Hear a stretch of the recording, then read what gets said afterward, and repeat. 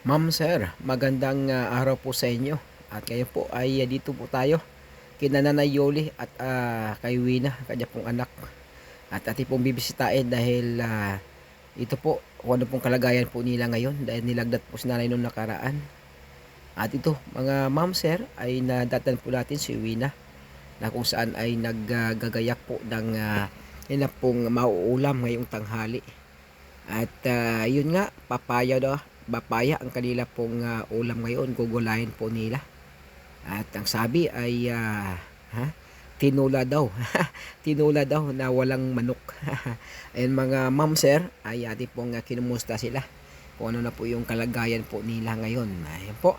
At didiretso po tayo din kay nanay, nanap natin si nanay. At nandun pala sa likod si nanay. At ngayon ay ating pong pupuntahan si nanay dahil mayroon na pong ginagawa sa likod. Baka ito mga kaibigan sa likod. Nanay! Hello! Magandang ano? Kumusta? Anong ginawa mo dyan? Naayos na ito po ato. Diba na? Ay mga ano Nagawa nitong pagbaha. yung bagyong inting. Oo. Hala ka nanay. Na ano pala kayo rito? Dahil nabinaha kami. Ay binaha pa. Kayo nas ayos-ayos mo yan dyan. At diba na? Ayun ito. Yung aking napansin mga ma'am sir ay talaga yung kanina pong bubong ng kanilang kusina ay talagang winasak po. Punit-punit po mga ma'am sir ang kanina pong lutuan. Sa ibabaw ng lutuan po niya, ito po yung mga nakatambak po dito sa taas. Mga sako at saka yung mga plastic mga ma'am sir. Kaya napakadelikado pala nito. Kaya yun po mga ma'am sir ay nakita ko po na kailangan po silang tulungan talaga. Kaya ito na ako po inaawa sa kanila pong sitwasyon. Baka ito ay baka yun lang nga, baka masudong mga ma'am sir dahil napakalapit lang talaga yung kanila pong lutuan. Ang taas pa ay itong mga pulit-pulit na po na na mga sako mga ma'am sir. Oo. Buti yung ano mo Yero hindi pa nilipad. Di ang ingay ito. Siya. Maingay itong nung Inanuhan ko, tinalihan ko. tinalian mo pa ulit yan. Oo nga no. Hayaan mo na nanay yan kasi ano natin yan ay okay. Tutulungan natin yan pag repair nanay.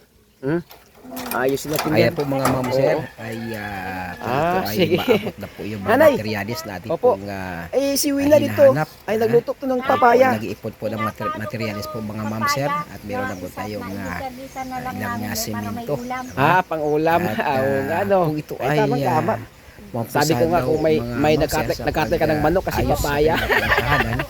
Ay Wala. meron pong Nanay. tutulong po sa atin.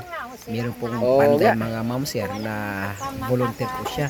Nagagawa po hayaan mo, sa nanay. kanilang puntahan para po sila nanay ay Diskartean natin yan nanay. Salamat sa iyo sir. Oo. At ito mga ma'am sir. Pagtulong-tulungan natin yan nanay. Mga kalakal po ang aming pong mga hinihiling. Tulad kung may mga kalakal kayo na pwedeng mapakinabangan po sa inyong mga tahanan, ay amin po yung pinipick up at bibilhin po namin mga ma'am sir at aming ibibinta. At pwede din namin gagawin namin sir na bibili kami sa inyo at babayaran nga po namin sa inyo at papatubuan po namin para meron kaming konti. At yung iba naman mga ma'am sir ay binibigay na po nila yung kalakal sa amin dahil tinulong din po nila kay nanay.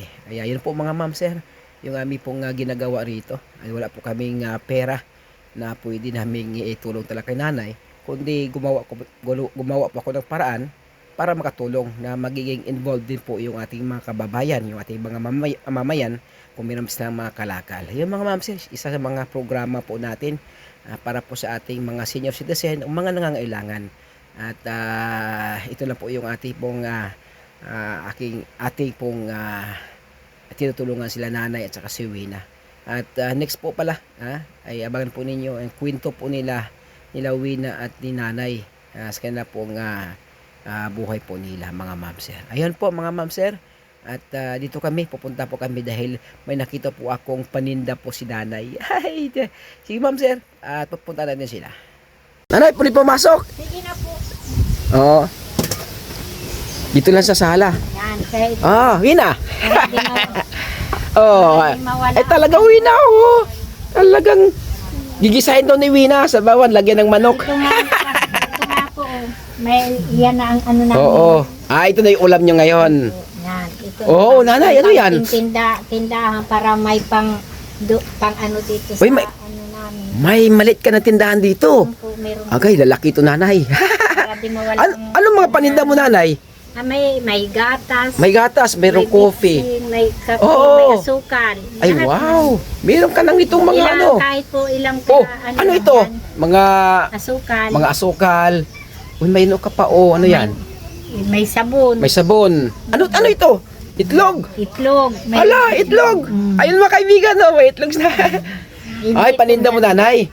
Po, Aba. para kahit ano, meron kaming nakukunan. Ay, oo, tamang-tama. Yung ano nito, Ay, ibig sabihin nanay, yung pera na natanggap mo nung nakaraan, yung 1K, ay, yung pa ginawa kong puhunan na para maibili dito ng mga ano. oo. Ginawang puunan po. para magtubo siya. Tubo siya, kahit pa paano, meron po kami pang ulam-ulam o kaya kung ano man na lang. Opo, kung hindi nabibilin sa labas. Hindi nabibili sa labas. Ay, dito na okay, sa tamang-tama nanay, ha? amin. Para meron naman Oo. yung tubo dito na. Oh. Ay, tamang-tama pala nanay. Ay, yung pera ay hindi na napupundo, kundi tutubo siya. Tubo po. Yung Wow. puhunan, di mawala. Di mawala. Yung tubo, Opo. yun ang pang Ibig sabihin nanay ay yung pera mo ay pinapatubo na natin. Pinapatubo dahil dito. Tindahan. na ito. Tsagaan lang po ba? Ito na po, kahit pa di Oo. Ay, ibig sabihin na yun, nanay. Mga kapitbahay natin, sabi mo, Dito po. dito nabibili. Hindi Ano, po Wina? nabili po. Sino tindera? Si Wina? Si Wina, tindera. Kaming dalawa. Ang ganda talaga ni Wina, oh.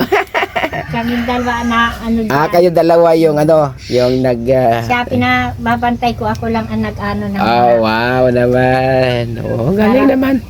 Oh. Kahit kunti-kunti na nanay pala, no? Mayroon kami nakukuha. Oh, may nakukunan. Ito may mga tuyo, may mga suka. Yung hindi na namin ipapangutang. Opo. Yung ano nito, ito yung tubo, yun. Oo, dyan na lang po ano. Diyan na namin nakukuha dito. Yun sana nanay, ay papunta ka sana kayo doon sa isang lugar ay ma-pick up sana ng kalakal. Oo, ay kaso lang ay medyo iba pa yung ko. Oo. Sipon ko kaya nagpunta kami sa inyo rito. Nagtingin kung ano nangyari doon sa iyo nung bagyo. Ay, binaha po kami dito. Grabe palang baha, no? Nagwalis, nagpiga. Ipo natin, ang importante ay magtiwala tayo sa Panginoon, di ba? At talagang unang-una isa Panginoon. lagi lang yung magtiwala sa Panginoon, Wina, di ba? Pangalawa sa atin ang sa ganito naman nagtutulong. Salamat sa mga nagtutulong sa atin. Wow. Sa atin. Malaking bagay. Tulad dito nung nakaraan ay may Yung pong may nagbigay sa inyo nito. Oo. Tama na nagbaha. May biscuit kami, sige. tapos mayroong gatas. Oo. Praise the Lord. Salamat. Salamat sa iyo, ha. Magi namin. Luto-luto. Sino pangalan? Ano na ba? Si Janine. Si Janine.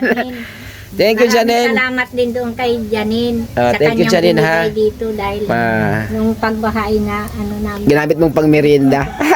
Mayroon kaming merinda. Okay. Ay, may video yata ko kay Janine. Hingin ko to kayo, no? Kay Janine. Kung may video dito. Pakita ko sa inyo mga ma'am, sir. Okay, dito kami kay nanay ngayon. Update ito, ha. Meron ng tindahan si nanay. Para meron ng Meron ng tindahan si nanay at sa si Wina. Ayan. Ayan po mga kaibigan. Yung ating update po kila nanay. Mga ma'am, sir. At yung ating update po ulit kila nanay. At pag-pray po natin ang pong kalagayan din. At yung hiling namin ay kalakal. Nanay, no? Kalakal mga ma'am, sir. Ay kung meron kayong mga kalakal ay pwede naming bibilhin at pwede naming pwede naming hingiin kung ibibigay nila. At saka binibinta namin mga ma'am, sir. At tinutulong po namin nila nanay para sila ay magkaroon ng itong tulugan nanay na maging komportable sila nanay dito. Dahil talagang sira-sira na po yung kanila pong binubukbuk na nanay. Malapit itong maano ninyo, matumba yung ano ninyo. Dahil binabaha ay. Oo nga. Okay. Thank you for watching. God bless us all and to God be the glory.